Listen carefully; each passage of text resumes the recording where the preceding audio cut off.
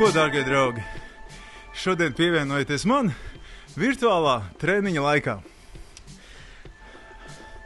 Apmēram gadu atpakaļ sev uzdevu izaicinājumu. Šā gada jūnijā gribu uzbraukt vienā no pasaules iespaidīgākajiem velobraucieniem – Paso dello Stelvio. Šis pasakainais kalnu brauciens, ceļš 30 km garumā, uzved braucēju, braucējs pats uzminas faktiski 2 km augstāk nekā sācis. Šodien šo braucienu izbrauksim virtuāli, bet jau pēc 46 dienām brauksim to īstajā dzīvē. Nu, redzēsim, kā mums ies, bet šobrīd aiziet. Nu esam nokļuvuši līdz Itālijas, Šveices robežai. Es pieņemu, ka aktīvi pārkāpjam ātruma ierobežojums. Bet, esam Šveicē, kas arī būs lielākā šī brauciena daļa. Tikai pašas beigas pabeigsim Itālijas pusē atkal. Bet tas jau būs krietni augstāk, tuvāk kalnu virsotnēm. Nu ko, lēnām tuvojamies šīs pilsētiņas skarbākajai ielai. Šī šobrīd ir centrālā. Ļoti patīkami, lāzani tikai 3,3% vai nu jau 2,7%.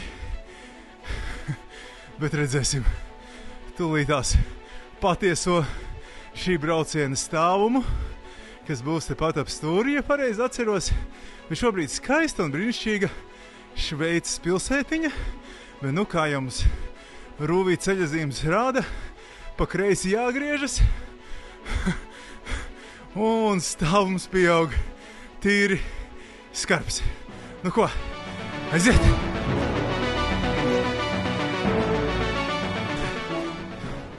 Un tā, lēnām tuvojamies gandrīz jau pusceļam. Šeit tāda smuka viesnīciņa un kafejnīciņa. Un tālāk jau no mājām būs salīdzinošs iztrūkums. 1500 vertikālie metri, fantastiskas, ainavām pilnas braukšanas jau ir pārvarēti. Līdz mūsu finišam 330 metri vertikāli, jebšu 4,22 km. Esam tuvu. Pirmais nozīmīgais punkts – šķērsosim robežu no Šveices atpakaļ Itālijā.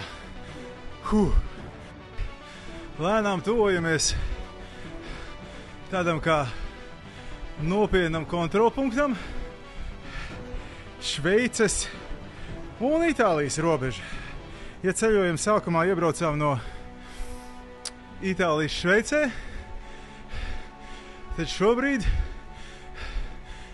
esam veikuši mazu pārbraucienu pāri mazam, ļoti skaistam Šveices stūrītim. Un dosimies apakaļ uz Itāliju. Pēdējais puslīdz plakanais gabals. Un tad jau pēdējais kāpiens uz Paso dello Stelvio. Jau esam Itālijā. Tūlīt pietuvosimies krustojumam, kur pa labi lejā aiziet ceļš uz Itāļu pilsētu Bormio. Un šis te tur uz priekšu ir Itāļu pilsētu Bormio. Un šeit man ritenis cilā uz augšu. Tad arī šobrīd ir pēdējais kāpums uz Stelvio pasu. Tās abas mājiņas, ko mēs tur redzam tālumā priekšā, tas ir arī mūsu mērķis. 2,5 km pa horizontāli, 200 metru uz augšu. Tur ir Paso dello Stelvio. Nu ko, pēdējie 600 metru. Pēdējās sāpes, pēdējie elpas vilcieni un pēdējais iespringums. Lielākā daļa darba jau ir izdarīta aiz muguras. ka 43 metri no 1850 faktiski ir atlikuši, ko kāpt vertikāli. Finiša taisne, pēdējie 200 metri, ko mīt. Paldies, ka piedalījies ar mani šajā braucienā. Šodien virtuālais pēc 46 dienām un 11 stundām no tās pašas vietas, kur startēju šo virtuālo trasīti, mazas itāļu pilsētiņas Glurna, tad arī braukšu pa īstam augšā uz šo vietu. Caur Šveici, līkumiem ar fenomenāli skaistiem skatiem. Lai gan brauciena laikā esam uzbraukuši 1800 ar kapekām metrus pa vertikāli, īstais Stelvio pāsa augstums ir 2700 metri. Es domāju, ka šis virtuālais līdz ar to varētu būt krietni vieglāka darbība kā īstais. Vienkārši iemesla dēļ, ka tajā augstumā gaiss arī sāk aptrūkties. Un es kā liels elsojošs burunduks tur varētu diezgan ātri aizelsties. Līdz ar to ir vēl laiks patrenēties. Kaut kas labs ir uzbraukts.